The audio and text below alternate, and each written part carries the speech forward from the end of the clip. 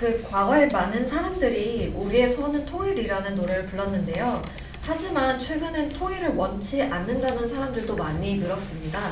좀 특히 젊은이들의 생각이 바뀐 것이 특징인데 통일을 해야 된다고 생각하시나요? 아니면 그렇지 않다고 생각하시나요?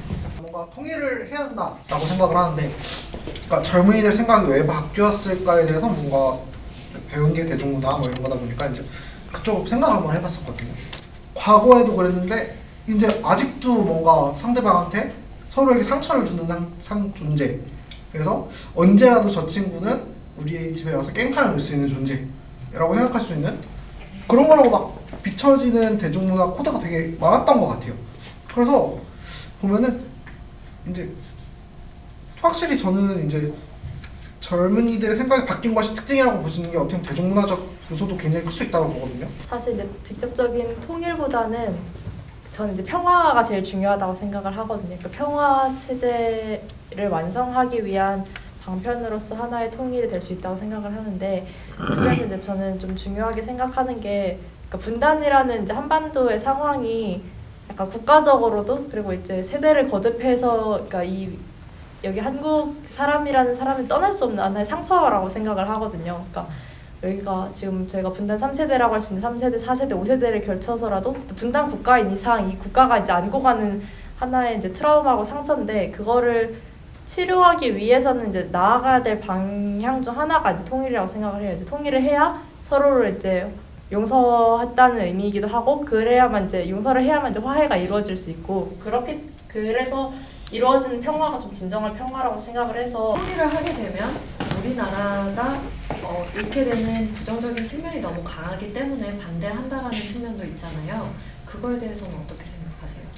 그러니까 약간 저희가 상상하지도 못했을 그런 문제들이 통일 과정에서 많이 터져 나올 텐데, 그런 부담을 지기 싫다는 게 사실 가장 그런 그쵸. 큰 동기겠죠. 막. 네. 그러니까 통일을 하는 건 참 좋은데 왜 그 부담을 우리 세대가 짊어져야 하느냐, 막 그런 비용을 왜 우리가 대야 되느냐라는 게 있지만, 이거는 서로 잘 모르기 때문에, 그러니까 남의 나라처럼 느껴지기 때문에 더 그렇게 여겨지는 것 같아요. 확실히 말씀해 주신 게 되게 맞다고 동의하는 부분이 굉장히 많은데, 그러니까 독일식 모델은 맨날 막 다들 많이 얘기하시는데, 이제 독일하고 우리나라하고 현재 큰 차이점이 가장 큰 게 뭐가 있냐라고 봤을 때, 동독하고 서독은 이제 서로 그 여행이 가능했고 서신 교환도 가능했고 이런 점들이 있었고요. 그다음에 동독에서는 막 TV로 이제 서독의 뭔가 그런 TV 사회 모습들을 계속해서 보여줬었어요. 통일 이후에 서독의 경제적인 리스크가 꽤 컸는데 그런 분들이 하는 얘기는 일단 통일 비용만, 소위 말하는 통일 비용만을 생각하고 분단 과정에서 오는 여러 가지 비용들이라든지 아니면 통일 후에 우리가 추가로 얻을 수 있는 경제적인 이익이라든지 이런 부분에 대해서는 조금 생각을 다 제대로 못 해보시고 하는 말씀이 아닌가 싶거든요.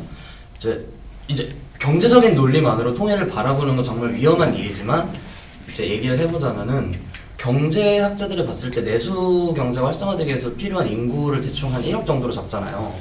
근데 남북한 인구수를 합치면 한 8천만 정도에 근접해지는데, 그럼 일단 내수시장 경제만을 봤을 때도 훨씬 더 활성화가 많이 될 것이고, 자원적인 문제에서도 그렇고. 아무래도 다들 이제 긍정론이 나오니까 이제 부정론자는 하나 좀 나와야겠죠. 그러니까 저는 개인적으로 이게 어떻게 들릴지 모르겠지만 저는 좀 삐딱하게 보는 편이거든요.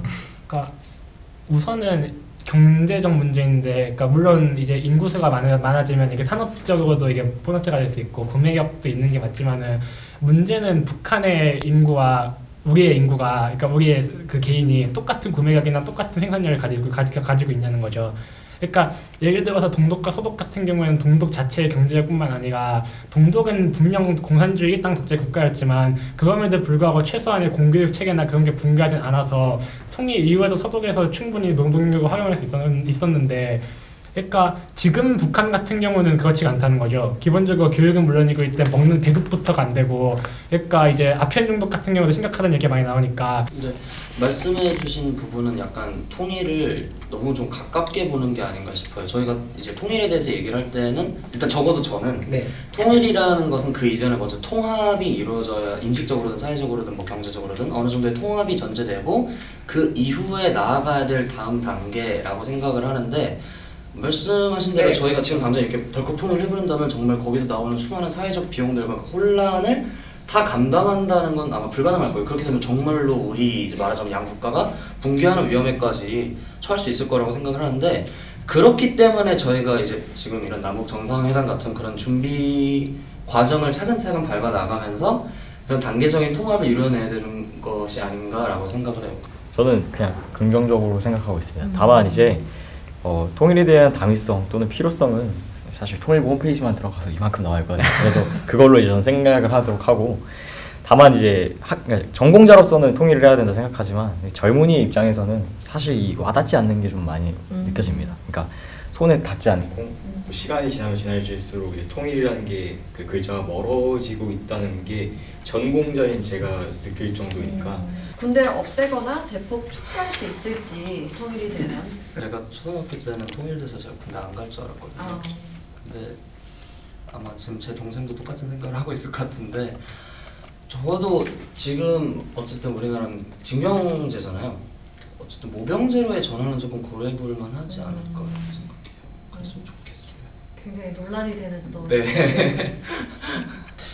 어려울 것 같다고 생각합니다, 개인적으로는. 이유가 일단은 이제 뭐 우리나라가 보면은 군대가 활약이 굉장히 또 높은 수준이라고 얘기를 하고, 뭐 북한도 굉장히 높은 수준이라고 해서 이게 합쳐지면 뭐 엄청나지 않을까라고 하는데, 주변에 있는 나라가 이제 중국, 뭐 일본, 러시아 이렇기 때문에 뭔가 강대국들이 있을 거고, 또 이게 반도국가라는 지리적 특성이 또 있기 때문에 되게 어려울 것 같아요.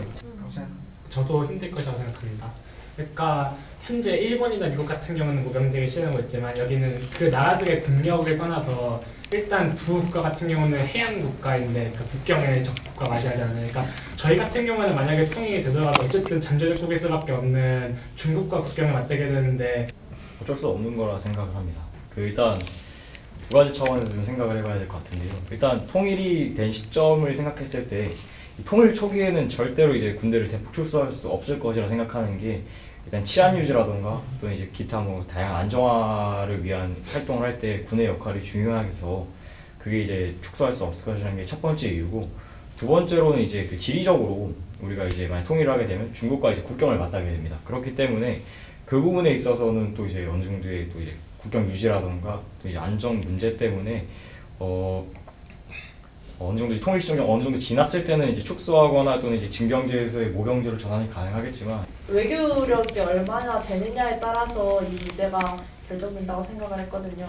아까도 열심히 말씀해 주셨지만 이제 강대국이 주변에 있고, 그러니까 동북아 평화 체제까지 나아가야만 한국에서의 군사력 문제에 대해서 논의할 수 있을 것 같고, 저도 이제 1차적으로 바라는 거는 국방 개혁이랑 그 군대 내 문화 정상화 같은 것들이 먼저 이루어지고 나서 이제 사실 사람이 몇 명이고 이런 것보다는 이제 국방력이 얼마인지가 사실 관심의 대상이 돼야 되는 거잖아요. 그 문제는 이제 징병이든 모병이든 여러 가지 방법으로 또 개선할 수 있는 여지가 더 커지지 않을까. 통일이 되면 이제 큰 상황 변화니까 그런 여지가 생기지 않을까라는 점에서는 가능할 수도 있지 않을까라는 생각을 하고 있습니다.